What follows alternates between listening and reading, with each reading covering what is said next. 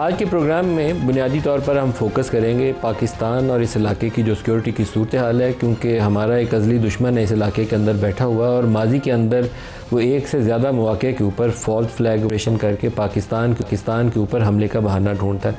मार भी खाई उसने, कभी वो अभिनंदन की शक्ल में और कभी 6 जहाज़ गिरा के, लेकिन इसके बावजूद वहाँ वो शोर ख़त्म नहीं हो रहा। तो हमारा पूरा प्रोग्राम का फोकस उसी पर रहेगा। लेकिन प्रोग्राम की इब्तिदा में हमारे लास्ट प्रोग्राम में पिछले हफ्ते 1-2 ऐसी बातें हुई थी जिसके ऊपर पूरे सोशल मीडिया के ऊपर बाद में बहुत ज़्यादा वो मीम्स भी चली, लोगों ने अपनी राय भी दी। चिदम्बरम उनके वज़ीर दाखिला, एक इंडिया के बड़े मशहूर सियासतदान, पहले उनको आपको एक बयान दिखाता हूँ कि अल्लाह की तरफ से जब इज़्ज़त मिलती है तो इज़्ज़त पाकिस्तान को अल्लाह ने दी है। ये जो पाकिस्तान और इंडिया के दरमियान जंग थी, मार्का हक, इसमें अल्लाह ताला ने पाकिस्तान को फतह दी, पाकिस्तान का नाम बुलंद किया एक ऐसी सूरत हाल में जिसमें अंदर पूरी कौम बटी हुई थी।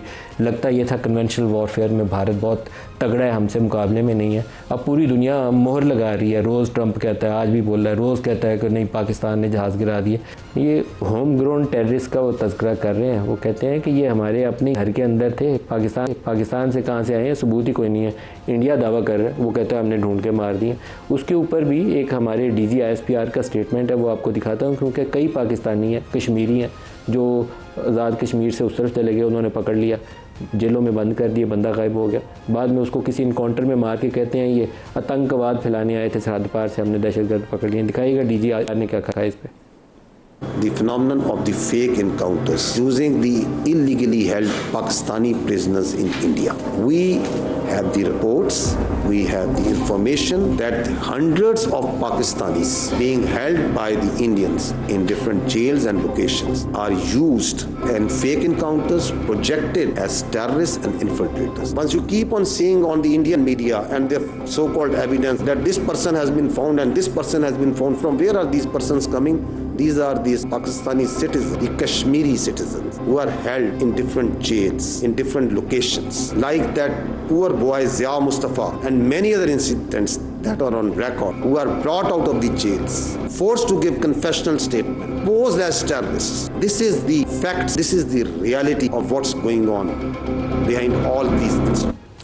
और ट्रंप साहब जो हैं वो तो कहते हैं आई लव पाकिस्तान, और उसको आजकल रोज़ाना इजहार करते हैं। आज एक दिन में उन्होंने 2 दफ़ा कहा कि मैंने जंग बंद कराई। इंडिया का वज़ीर चीख के सारा दिन थक गया कि पाकिस्तान की जंग, पाकिस्तान ने दरख्वास्त की थी, हमने तो उनकी दरख्वास्त के ऊपर जंग बंद कराई थी। US प्रेसिडेंट एक दिन में 2 बयान देते हैं, और बरतानवी वज़ीर आज़म के साथ बैठ के भी और वैसे भी। सर, ये जो इंडिया के अंदर फिनोमेना चल रहा है फॉल्स फ्लैग का, कश्मीर के अंदर उन्होंने ऑपरेशन करना शुरू कर दिया। हम बयान की हद तक तो वो बयान दिया है हमने, हमारे पास माजी की जो एविडेंस थी, नामों की पूरी फहरिस्त भी हमने जारी कर दी है। पुलवामा भी इसी तरह शुरू हुआ था, पहलगाम भी इसी तरह शुरू हुआ था, और मेरे एक अंदर तशवीश आती है, वो ये आती है कि ये अभी मामला ख़त्म नहीं हुआ, जो किसी वक्त दोबारा हमारे सर पे एक जंग वाली कैफियत आ जानी है इसी हरकतों से, क्योंकि वो एक एक्सट्रीमिस्ट माइंडसेट की रिप्रेजेंटेशन करता है जिसका नाम नरेंद्र मोदी है। वो एक नॉर्मल पॉलिटिकल लीडर नहीं है। तो आपको क्या नज़र आता है, क्या बनने जा रहा है? नदीम भाई बहुत शुक्रिया, thank you very much for having me with you. आप बिल्कुल सही असेस कर रहे हैं। इसमें एक आप फैक्टर जो मैं हमेशा मानता हूँ और आप भी तस्लीम करते हैं, वो ये है कि इंडियन माइंडसेट या ख़ास तौर पे मोदी का माइंडसेट RSS की आइडियालॉजी के साथ साथ एक सहूनी माइंडसेट के साथ भी अलाइन है। अगर आप गज़ा में देखें, जो उन्होंने गज़ा में ऑपरेशंस किया या जो भी बर्बरियत का मुजाहरा किया, जिसको वो मूविंग द लॉन कहते हैं, जो इजरायली टर्म है सच, उसी का मुजाहरा वो यहाँ पर भी करते हैं।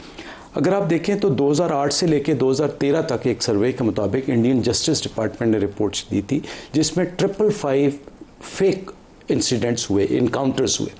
अब अगर जनरल शरीफ साहब की स्टेटमेंट पर जाएं तो तकरीबन 700 से ज़्यादा पाकिस्तानी हैं, जिनमें से 56 जो हैं, around 56 they are not counted for. वो कहाँ हैं? वो सीक्रेट ही 2019 से लेके 2019 से लेके आज तक तकरीबन 4200 से 5000 तक के कश्मीरी को कैदो सोबत डाला जा रहा है।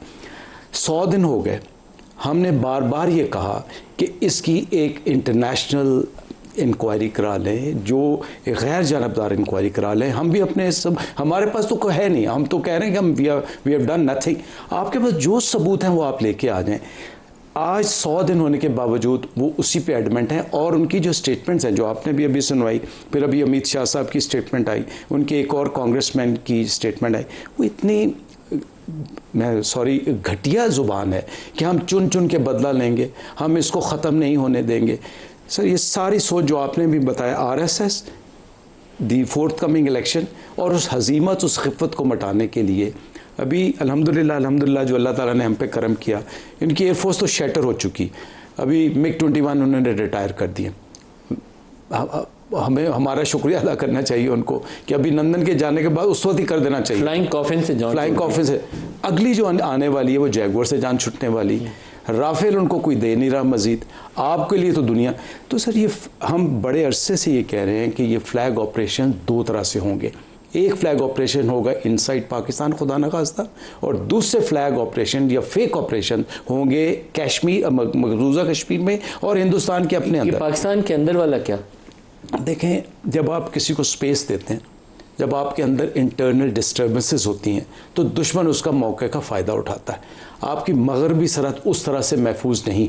आपकी जो TTP को, जिसको 100% सपोर्ट हो रही है, अगर आप इंडियन एनालिसिस को देखें, वो बार बार आपको ये कह रहे हैं इंडिया को कि यार तुम अमन की कौन सी बात कर रहे हो, कि इसको क्यों नहीं मानते कि आप बलूचिस्तान में भी स्पॉन्सर करें, बलूचिस्तान में ट्रेनिंग दे रहे हैं, KPK में और एडजेसेंट एरियाज़ में आप जो तालिबान है TTP के लोगों को असला दे रहे हैं, वो उनके थ्रू आपके अंदर इंटरनल डिस्टर्बेंस और इंटरनल फ्लैग ऑपरेशंस कराएंगे। तो कुछ ऐसा इवेंट पाकिस्तान में वो करेंगे जिससे यहाँ पर क्योस पैदा हो, ये क्योस पैदा होगा। और फिर हमें, चूंकि हम 100% हम आहंगी तो नहीं है, ये तो आपको मानना पड़ेगा, उस आहंगी से हम इंटरनली भी कमज़ोर होंगे और उसका फ़ायदा दुश्मन उठाएगा। जो कि सबसे बड़ा लम्हा फ़िक्र मेरे लिए ये है, ये तो कि पाकिस्तान के अंदर जो फ्लैग ऑपरेशन, उसके लिए हम हर वक्त तैयार रहना चाहिए, हर वक्त सोचना चाहिए, इनकाउंटर करना चाहिए कि इसको कैसे एड्रेस किया जाए। उमैर नियाज़ी साहब, जब ये पाकिस्तान और भारत की जंग हो रही थी ना, तो उसमें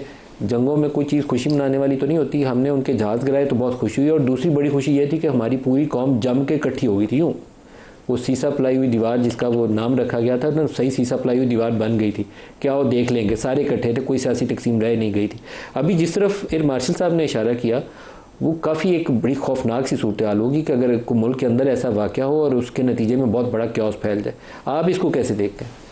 बिस्मिल्लाहिर्रहमानिर्रहीम। बुनियादी तौर पे देखें, इंडिया को जो हिट पड़ी है वो खाली 6 जहाज़ों की नहीं है। 6 जहाज़ों से हट के एक माइटी इंडिया की पिक्चर पेंट की गई थी, और इस तरह से पेंट किया गया था कि शायद अब जो है ना एक सुपर पावर इन मेकिंग है और उसने इस रीजन को टेक ओवर कर लेना है। वो उसके सारे एम्बिशंस जो है ना इस सारे एडवेंचर के साथ क्रैश कर गए।